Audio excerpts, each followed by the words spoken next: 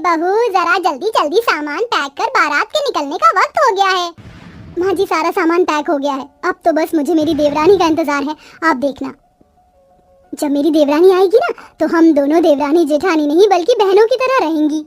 सभी लोग जल्दी जल्दी सारी तैयारियां खत्म करते हैं और बारात लेकर निकल जाते हैं। शादी होने के बाद सभी लोग घर की नई बहू अलका को लेकर घर आ जाते हैं, जहां ज्योति और लक्ष्मी बड़े प्यार से अलका का स्वागत करती हैं। ओह गॉड, इतनी ज्यादा गर्मी है यहाँ, मेरा तो दम घुट रहा है। मेरा रूम कहाँ है, मुझे चेंज करना है। आओ अलका, मैं तुम्हें तुम्हारे कमरे में ले चलती हूँ। अलका कमरे में जाते ही अपनी शादी का जोड़ा उतार कर अपने कंफर्ट के कपड़े पहनकर सीधा लेट जाती है, जिसे देख ज्योति को थोड़ा अजीब लगता है, लेकिन वो कुछ नहीं कहती। अलका की शादी भले ही एक मिडिल क्लास फैमिली में हुई थी, लेकिन अलका काफी अमीर घर से थी, इसलिए वो अपने पापा से कहकर 2 एसी मंगवा लेती है, जिसमें से एक एसी तो वो अपने कमरे में और एक एसी अपनी सास के कमरे में लगवाती है। अलका बहू, ये मेरे कमरे में एसी कब लगा और किसने लगाया ये एसी? माँ जी मैंने लगवाया है आपके कमरे में एसी। वो क्या है ना, गर्मी का मौसम शुरू हो चुका है और इतनी गर्मी में आपको बिना एसी के काफी प्रॉब्लम होती होगी ना। किसी की नजर ना लगे मेरी बहू को, आते ही मेरा कितना ख्याल रख रही है, मुझे परेशानी ना हो इसलिए मेरे कमरे में एसी भी लगवा दिया। लक्ष्मी इतना बोल ही रही होती है कि तभी वहाँ ज्योति आ जाती है। अलका मेरे साथ किचन में चलो, आज तुम अपने हाथों से खाना बनाना।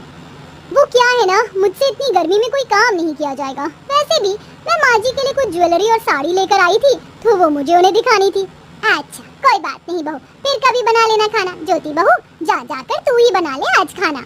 ज्योति को यह सब बड़ा अजीब लगता है, लेकिन वो ज्यादा ध्यान नहीं देती और ऐसे ही कुछ दिन गुजर जाते हैं।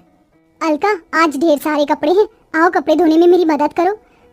लेकिन मैं तो माँ जी के साथ बाहर पार्लर जा रही थी, तो बाद में चले जाना, घर का काम जरूरी है या पार्लर जाना।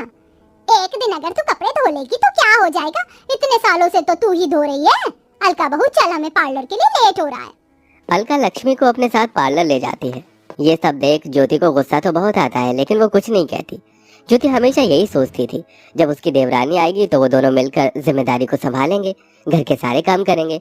लेकिन जब से अलका आई थी तब से वो हमेशा अपने पैसों के बल पर अपने साथ साथ अपनी सास के भी शौक पूरे करती और घर के कामों से भी बच जाती। चाची चाची मुझे बहुत गर्मी लग रही है, मेरे लिए मैंगो शेक बना दो ना। मिंकू ये कहते हुए अलका का हाथ हिलाने लगता है। अलका नेल पेंट लगा रही होती है, जिसके चलते उसका नेल पेंट खराब हो जाता है। तेरी वजह से मेरी नेल पेंट खराब हो गई, तुझे क्या 2 मिनट का भी सब्र नहीं है? ये कहते हुए अलका मिंकू को गुस्से में जमीन पर धक्का दे देती है। मिंकू के चिल्लाने की आवाज को सुनकर सभी लोग वहाँ आ जाते हैं। मिंकू तू ठीक तो है ना? अलका तुम्हारा दिमाग तो नहीं खराब हो गया? तुम्हारी हिम्मत कैसे हुई मेरे बेटे को धक्का देने की? एक तो जब से आई हो महारानियों की तरह दिन भर आराम करती रहती हो, आज तक घर के किसी भी काम को हाथ नहीं लगाया। इतनी गर्मी में भी मैं ही नौकरानियों की तरह काम करती हूँ। तुम्हारी इतनी हिम्मत कि तुमने मुझसे इस तरह से बात की, जानती भी हो मैं किसकी बेटी हूँ। बस अब मैं अपनी इंसल्ट और बर्दाश्त नहीं कर सकती। मैं तुम्हारे साथ इस घर में नहीं रह सकती, मुझे बंटवारा चाहिए। हाँ तो मैं भी कौन सा तुम्हारे साथ रहने के लिए मर रही हूँ, मुझे भी अब बंटवारा ही चाहिए। अरे तुम दोनों का दिमाग तो नहीं खराब हो गया? तुम दोनों ये क्या बातें कर रही हो? माँ अब आप ही को समझाओ इन दोनों को।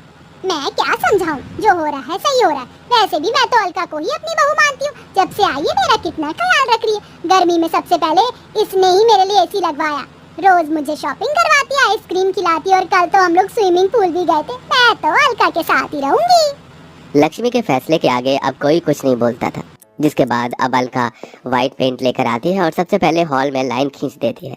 साथ ही साथ बाथरूम, किचन, डाइनिंग टेबल, यहाँ तक के फ्रिज पर भी लाइन खींचकर उसका भी बंटवारा कर देती है। और अब एक तरफ लेकिन अलका अपने पति नितिन और सास के साथ रहती है, वहीं दूसरी तरफ लाइन के ज्योति अपने पति दुर्गेश और बेटे के साथ रहती है। अलका बहू बहुत भूख लग रही, जल्दी से खाना बना दे। क्या क्या कहा आपने? मैं खाना बनाऊंगी?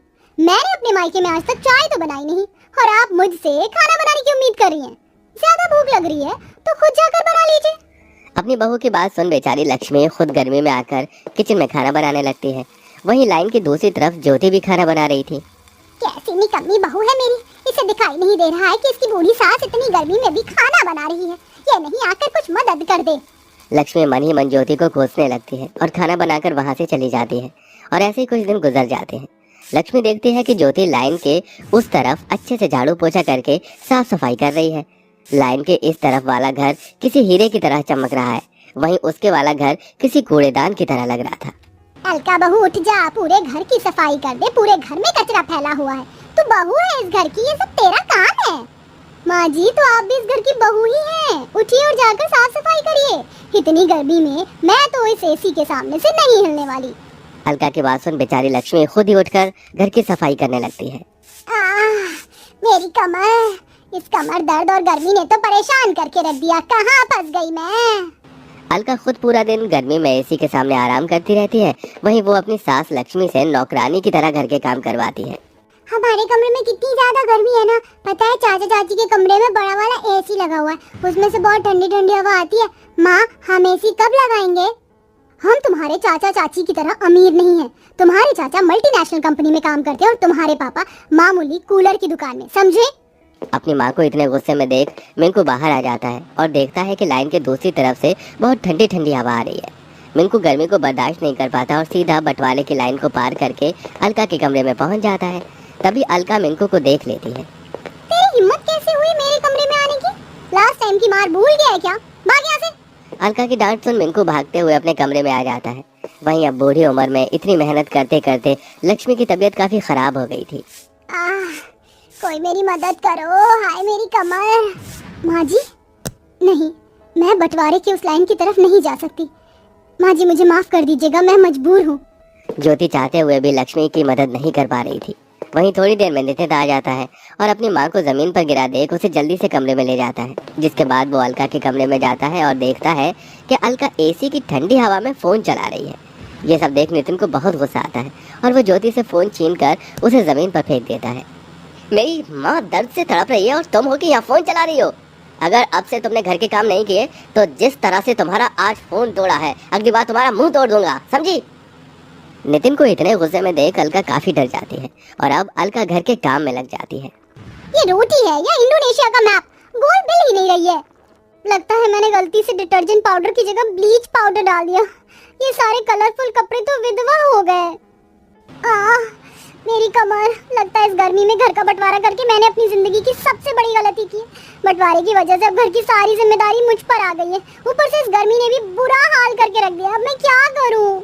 ये कहते हुए अलका जोर जोर से रोने लगती है और अब वो माफी मांगने के लिए अपने खुद की खींची हुई बंटवारे की लाइन को पार करके सीधा अपनी जेठानी ज्योति के कमरे में जाती है, जहाँ वो देखती है कि उसकी सास पहले से ही वहाँ मौजूद है। माँ जी आप? और नहीं तो क्या करती मैं। घर की बड़ी होने के नाते मुझे इस बंटवारे को रोकना चाहिए था, लेकिन तेरी अमीरी की चकाचौंध ने तो मुझे अंधा करके रख दिया था। मैं यहाँ ज्योति बहू से माफी मांगने आई हूँ। जेठानी जी मुझे भी माफ कर दीजिए, मुझसे बहुत बड़ी गलती हो गई। देवरानी जेठानी में घर का बंटवारा करके मैंने बहुत बड़ा पाप किया है, लेकिन अब मुझे मेरी गलती का एहसास हो गया है। नहीं, मैं तुम्हें इतनी आसानी से माफ नहीं कर सकती। भगवान के लिए हम दोनों को माफ कर दे बहू, हमसे बहुत बड़ी गलती हो गई है। माँ जी ये आप क्या कर रही हैं? आप मेरे सामने हाथ मत जोड़िए। ज्योति अपनी सास और देवरानी को अपनी अपनी गलतियों का एहसास होता देख उन्हें माफ कर देती है। जिसके बाद अब दोनों देवरानी जेठानी मिलकर घर की जिम्मेदारियों को उठाते हैं और मिलजुल कर सारे काम करते हैं और सब लोग हंसी खुशी रहते हैं।